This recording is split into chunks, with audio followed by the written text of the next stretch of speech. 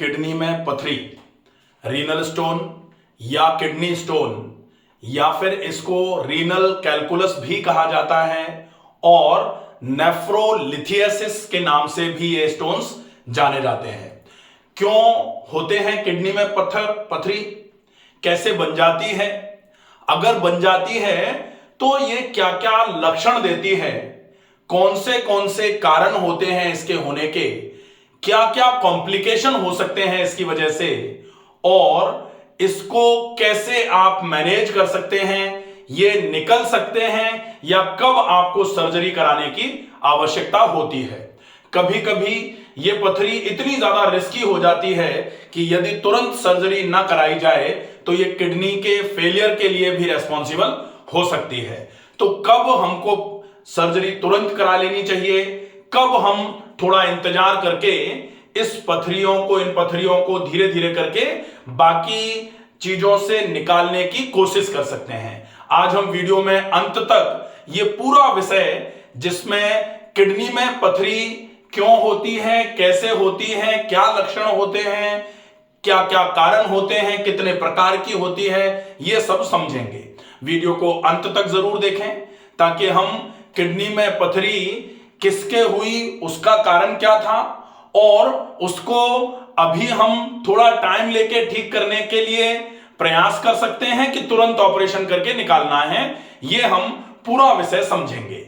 Video पर अगर आप पहली बार आए हैं, चैनल पहली बार देख रहे हैं, तो प्लीज इस चैनल को सब्सक्राइब जरूर कर लीजिए।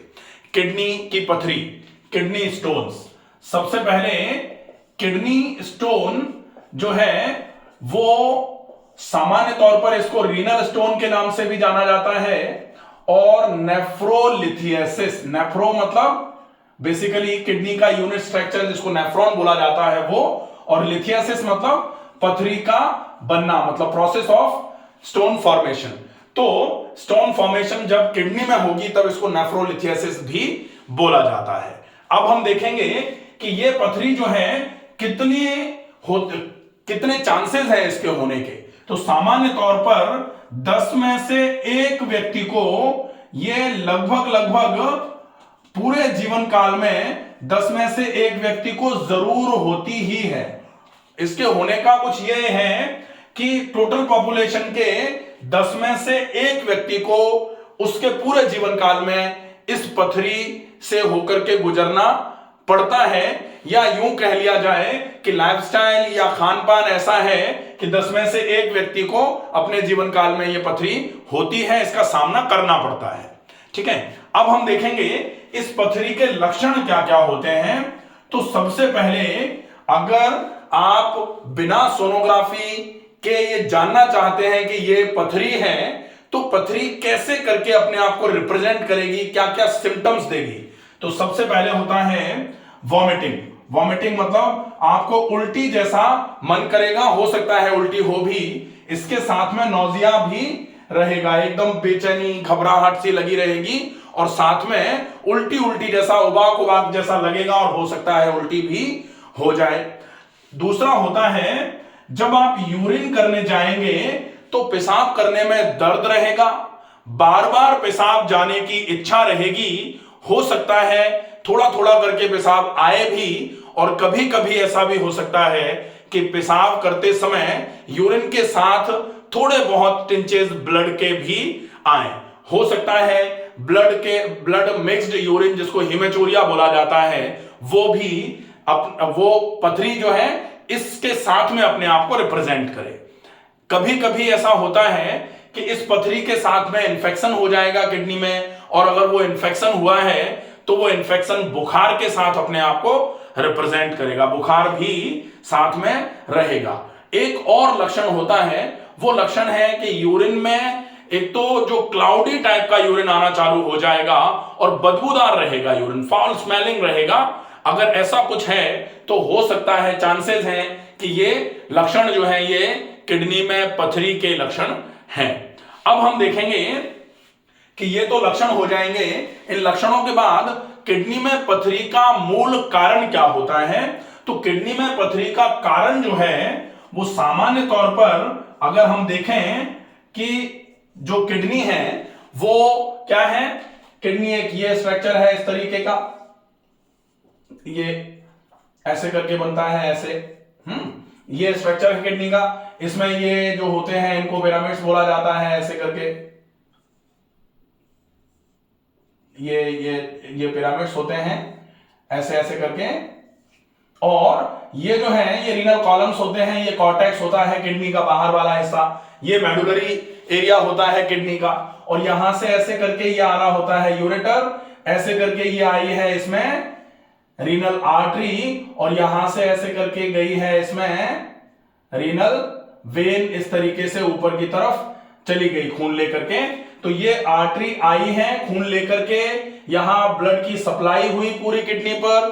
किडनी जो ब्लड लेके आई थी उसको फिल्टर किया, फिल्टर करके गंदगी पानी के साथ में छोड़ी, वो पूरी की पूरी यूरेटर से होते हुए नीचे की तरफ आई, और रीनल वेन से होते हुए जो फिल्टर्ड ब्लड है वो दोबारा से ऊपर की तरफ चला गया। वो रीनल वेन से होते हुए कहां जाएगा? इंफीरियर वेना कावा में होते हुए सीधा हार्ट की तरफ जाएगा, हार्ट से फेफड़ों की तरफ जाकर के दोबारा हार्ट में आकर के फिर से पूरे शरीर में सर्कुलेट होगा। ये कॉमन फेनोमेना है, ठीक है। अब इसमें क्या हो रहा है कि आप गौर से देखें कि ये जो किडनी है, इस किडनी में 3 स्ट्रक्चर्स हैं, बेसिकली 3 स्ट्रक्चर्स हैं। 3 स्ट्रक्चर्स कौन से हैं? एक तो है रीनल आर्टरी। रीनल आर्टरी को हम लाल से दिखा लेते हैं कि ये रीनल आर्टरी जो है ये यहां से इस तरीके से ब्लड लेकर के आई, और इसने ऐसे करके पूरी में ऐसे करके ब्लड फैलाया। क्योंकि जब हमने किडनी देखी है, आप देख सकते हैं excretory system by doctor Ramakant Sharma, उसमें किडनी में किस तरीके से फिल्ट्रेशन का काम होता है हमने पूरा टॉपिक कवर कर रखा है। तो ये रीनल आर्टरी जो है ये किस तरीके से रीनल सप्लाई देती है। रीनल आर्टरी जो है वो सेगमेंटल आर्टरीज में जाकर के, उसके बाद फिर ये एफरेंट आर्टेरियोल, फिर इफरेंट आर्टेरियोल, इसके बाद में फिर वीनस सिस्टम बन करके दोबारा रीनल वेन के माध्यम से ये पूरा का पूरा यहां से कलेक्ट करके ये रीनल वेन के जैसे यहां से ये फिर से ब्लड को ऐसे करके ले जाना चालू करेगी। और यहां ये ब्लड लेकर के आई थी आर्टरी, ठीक है। तो आर्टरी लेकर के आई थी और वेन लेकर के गई, लेकिन आर्टरी लेकर के आई थी और वेन लेकर के गई, बीच में क्या हुआ? बीच में हुआ फिल्ट्रेशन। और फिल्ट्रेशन ने क्या किया? इस फिल्ट्रेशन ने, अब हम देखेंगे, ये एक बनाया था क्या, यहां से ऐसे करके ये पूरा ऐसे ये आया यूरेटर। यूरेटर में क्या आया? यूरिन।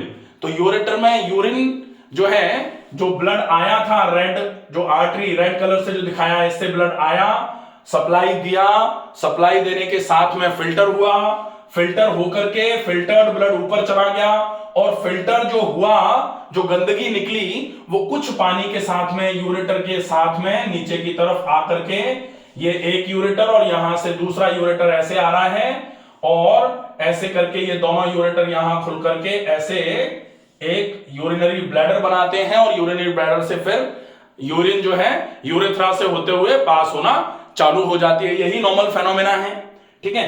अब इस नॉर्मल फेनोमेना को आपको ऐसे समझना है बेसिकली कि आप इस किडनी में जो ब्लड आया और ब्लड गया, किडनी में पथरी बनने का कैसे व्यवस्था बैठी, किडनी में पथरी कैसे बन गई।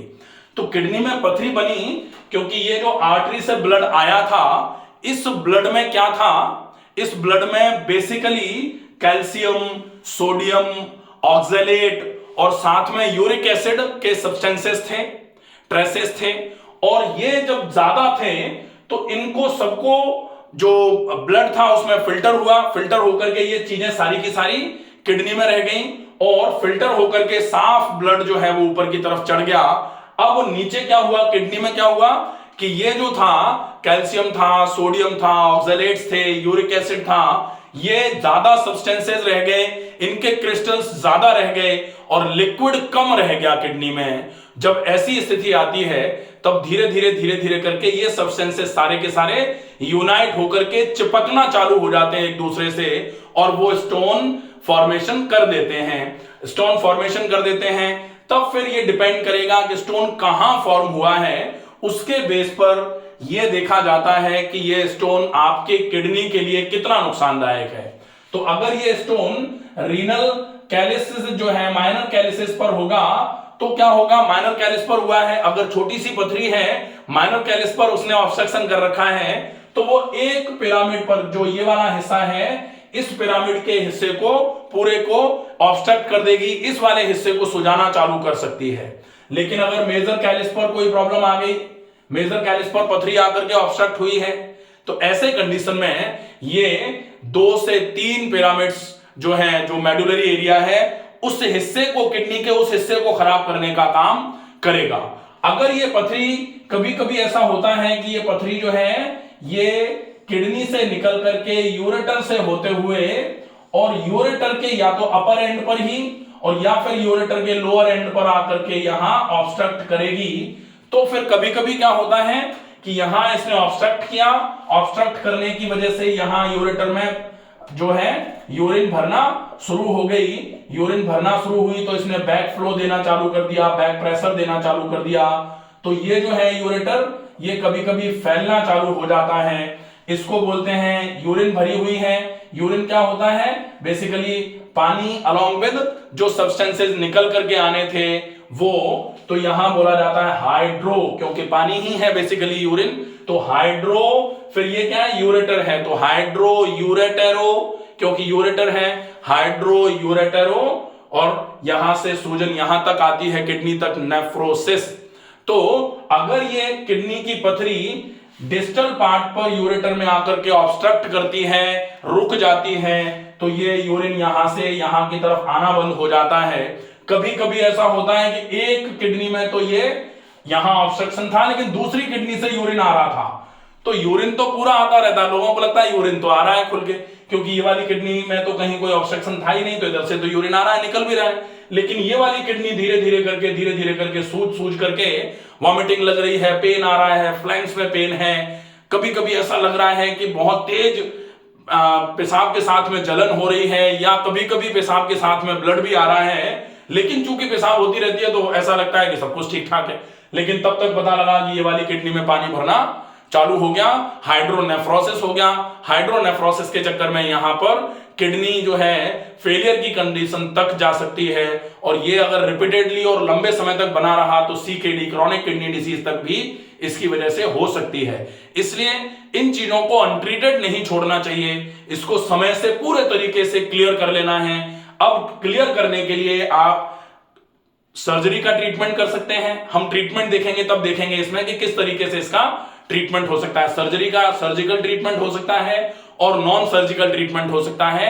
नॉन सर्जिकल ट्रीटमेंट में ड्रग इंड्यूस ट्रीटमेंट होता है, कुछ यूरोफ्लो को बढ़ाने के लिए, यूरिन के फ्लो को बढ़ाने के लिए कुछ ड्रग्स आते हैं, या तो उनका उपयोग किया जाए या फिर नेचुरल लाइफस्टाइल, ओरल हाइड्रेशन बढ़ाया जाए, ज्यादा से ज्यादा कुछ ऐसी चीजों का उपयोग किया जाए जो आपके किडनी पर ब्लड फिल्ट्रेशन को ज्यादा से ज्यादा, डायूरेटिक्स, नेचुरल डायूरेटिक्स का यूज किया जाए। आप ज्यादा मात्रा में जो मांसाहार है उसका उपयोग ना करें, ज्यादा मात्रा में प्रोटीन का उपयोग ना करें, बहुत ज्यादा मात्रा में आप सिस्टीन रिच फूड जो है वो ना लें। ऐसा वाला जो काम जब तक आप नहीं करेंगे तब तक आपकी ये समस्या बढ़ती रहेगी। आपको कैसे फॉलो अप करना है ये हमने देख लिया। कारण ये होते हैं किडनी की पथरी बनने के कि क्या क्या है आपका, एक तो कैल्शियम है, एक सोडियम है, इसके अलावा ऑक्जेलेट है, और ऑक्जेलेट के साथ में यूरिक एसिड है।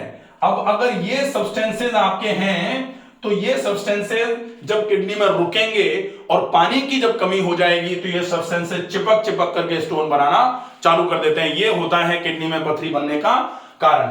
अब हम देखेंगे टाइप्स कौन से हैं। तो बेसिकली कैल्शियम बेस जो है वो स्टोन्स होते हैं, कैल्शियम बेस्ड स्टोन्स। दूसरा टाइप है यूरिक एसिड जो स्टोन्स होते हैं वो। तीसरा होता है स्टुरुवेटेड क्रिस्टल्स जो होते हैं उसकी वजह से भी किडनी में पथरी होना चालू हो जाती है। और एक होता है सिस्टीन स्टोन्स। सिस्टीन स्टोन्स जो होते हैं ये बेसिकली इनहेरिटेड कंडीशन होती है। इनहेरिटेड कंडीशन जो है, और इसके पहले जो है ना स्ट्रूविट जो स्टोन होते हैं, स्ट्रूविट स्टोन जो होते हैं ये सामान्य तौर पर तब होते हैं जब बैक्टीरियल इन्फेक्शन हो जाता है। स्ट्रूविट स्टोन्स में बैक्टीरिया इन्फ्लेमेशन कर देता है, इन्फेक्शन कर देता है, और उसकी वजह से बड़े स्टोन होना चालू होते हैं। स्टोन कितना बड़ा हो सकता है, एक छोटा ग्रेन के जैसा भी हो सकता है, और कभी कभी ये स्टोन काफी बड़े साइज का हो सकता है जिसका सर्जिकल रिमूवल कंपलसरी होता है, तुरंत सर्जरी करके उस स्टोन को निकाला जाना चाहिए, नहीं तो वो स्टोन आपकी किडनी को खराब करने का काम कर सकता है। तो ये हो जाएंगे टाइप्स ऑफ स्टोन। अब टाइप्स ऑफ स्टोन के बाद में हम देखेंगे कि रिस्क फैक्टर्स क्या क्या होते हैं स्टोन के। तो सबसे पहला रिस्क फैक्टर जो है स्टोन का वो होगा अगर हम पानी की कमी कर देंगे। अगर पानी कम पिया तो निश्चित ही स्टोन जो है वो और बढ़ना चालू हो जाएंगे, स्टोन की समस्या और बढ़ जाएगी। दूसरे नंबर पर अगर कैसे भी करके हमने मांसाहारी भोजन जो नॉन वेज फूड है उसका उपयोग जितना ज्यादा करेंगे, प्रोटीन का यूज जितना ज्यादा करेंगे, तो पानी की कमी। दूसरे नंबर पर हाई प्रोटीन फूड अगर आप लेते रहेंगे तो ये जो है ना ये आपके लिए दो ऐसी कंडीशंस हैं जो बड़ा रिस्क फैक्टर पैदा करेंगी। इसके साथ में हाई सोडियम और हाई शुगर जो फूड्स हैं ना वो भी कम से कम उपयोग में लेने चाहिए। हाई सोडियम और हाई शुगर फूड भी नहीं लेने चाहिए। हाई शुगर फूड इनको अवॉइड करने की आवश्यकता होगी अगर पथरी बार बार हो रही है तो। इसके साथ में विटामिन सी के सप्लीमेंट जो है ना वो भी थोड़े कम उपयोग में ही लिए जाएं तो ही ज्यादा अच्छा रहता है। इसके साथ में अगर कहीं यूरिनरी ट्रैक्ट में कोई ब्लॉकेज आया हुआ है, वो आपको यूरिनरी ट्रैक्ट में ब्लॉकेज जो है वो आपकी किडनी में पथरी बनाने का कारण बन सकता है। तो ये जो है ना ये सारे के सारे कॉम्प्लिकेशंस होते हैं, ये जो है इनको रिस्क फैक्टर्स माना जा सकता है कि रिस्क फैक्टर्स हैं ये। अगर आपने ये गलतियां की तो किडनी की पथरी जो है ना वो ज्यादा प्रॉब्लम कर सकती है। कॉम्प्लिकेशंस जो होते हैं कि किडनी में पथरी है तो कॉम्प्लिकेशन क्या हो सकता है, तो कॉम्प्लिकेशन क्या हो सकता है, क्या नुकसान हो सकता है आपको, जो सबसे बड़ा है वो हो सकता है हाइड्रोनेफ्रोसिस। दूसरे नंबर पे पायलोनेफ्राइटिस हो सकता है। हाइड्रोनेफ्रोसिस मैंने अभी बताया था आपको कि हाइड्रोनेफ्रोसिस क्या होता है, यहां किडनी में पानी भरना चालू हो जाए जब, क्योंकि स्टोन ऑब्स्ट्रक्ट कर दिया, स्टोन ने ऑब्स्ट्रक्शन की वजह से यूरिन निकल करके बाहर नहीं आ पा रही है तो यूरिन इसी में भरना चालू हुई है जिसकी वजह से यहां पर पानी का रिटेंशन हुआ है, हाइड्रोनेफ्रोसिस होना चालू हो गया। दूसरा होता है पायलोनेफ्राइटिस। तो पायलोनेफ्राइटिस का मतलब होता है कि किडनी में नेफ्रॉन्स जो हैं उनमें पायोजेनिक इन्फ्लेमेशन, इन्फेक्शन हो गया है, बैक्टीरियल कोई इन्फेक्शन हो सकता है। पायलोनेफ्राइटिस जो है ये भी आपके लिए किडनी की बड़ी बीमारी करने का कारण बन सकता है डेफिनेटली। इसके साथ में किडनी की बड़ी बीमारी जिसको सीकेडी बोला जाता है वो भी हो सकता है। और यूटीआई तो एक बहुत कॉमन सा कॉम्प्लिकेशन है जो बहुत कॉम्प्लिकेटरी सिम्टम्स पैदा कर सकता है अगर अनट्रीटेड छोड़ दिया जाएगा तो। ये सारे इसके कॉम्प्लिकेशंस होते हैं। मैनेजमेंट अगर आपको इस पथरी का करना है तो सबसे पहले आपको क्या करना पड़ेगा कि आपको ये यहां पर ज्यादा से ज्यादा मात्रा में फिल्ट्रेशन के लिए ब्लड आए और कोशिश ये करिए कि उसमें ज्यादा मात्रा में पानी रहे, लिक्विड कंटेंट ज्यादा रहे, और जो ये सॉलिड कंटेंट्स थे जिसमें कैल्शियम था, सोडियम था, ऑक्सैलेट्स थे और यूरिक एसिड था, ये जो है डाइल्यूटेड फॉर्म में रहे। वहां डाइल्यूटेड फॉर्म में रहेंगे तो इनको जमने की टेंडेंसी इनकी जो है ना वो नहीं हो पाएगी, और जब ये जमेंगे नहीं, यूनाइट नहीं होंगे टुगेदर, तो फिर ये बड़े होकर के चिपक करके पथरी नहीं बना पाएंगे। और छोटे मोटे जैसे सैंड होती है या फिर जो छोटे छोटे जो क्रिस्टल्स होते हैं वो तो सामान्य तौर पर ऐसे ही थोड़े बनते हैं, ऑब्स्ट्रक्शन अगर नहीं होगा तो वो निकलते रहते हैं। इनको निकलने में अगर कोई मान लो रीनल कंक्रीशन कभी कभी आता है, जैसे सोनोग्राफी कराई, सोनोग्राफी में रीनल कंक्रीशन करके आया। रीनल कंक्रीशन का मतलब होता है छोटे छोटे सैंड जैसे पार्टिकल्स होते हैं, तो वो तो लगभग मुझे लगता है कि जो हम सामान्य तौर पर प्रैक्टिस में देखते हैं कि लगभग 2 से 3 सप्ताह में रीनल कंक्रीशन जो है वो अपने आप वॉश ऑफ होना चालू हो जाता है। पानी ज्यादा पिया जाए, जो नॉनवेज ज्यादा यूज में लेते हैं वो थोड़ा सा क्विट कर दें उसको, खूब सारे लिक्विड का उपयोग किया जाए। अल्कलाइन लिक्विड्स में जैसे लौकी का जूस हो गया, खीरे का जूस हो गया, नारियल पानी का उपयोग हो गया, छाछ का ज्यादा उपयोग हो गया, नमक मिर्च मसाले कम से कम खाए जाएं, बाहर का खाना, मैदा का खाना ये बिल्कुल बंद कर दिया जाए, पेट अच्छे तरीके से साफ रखा जाए, खूब सारा पानी पिया जाए और फिर खूब सारा ब्लड सर्कुलेशन बढ़ाने के लिए प्राणायाम किया जाए। अगर आप ये पूरा कर लेते हैं, डेफिनेटली आपके ये जो रीनल स्टोन्स हैं इनमें आपको बहुत अच्छा आराम मिलना चालू हो जाएगा। अगर कोई चीज समझ में नहीं आई है, कोई प्रश्न आपके मन में आ रहा है, तो आप अपने रिपोर्ट्स भेज करके कमेंट बॉक्स में पूछ सकते हैं, आपके प्रश्न का उत्तर दिया जाएगा। आशा है ये वीडियो आपको पसंद आएगा।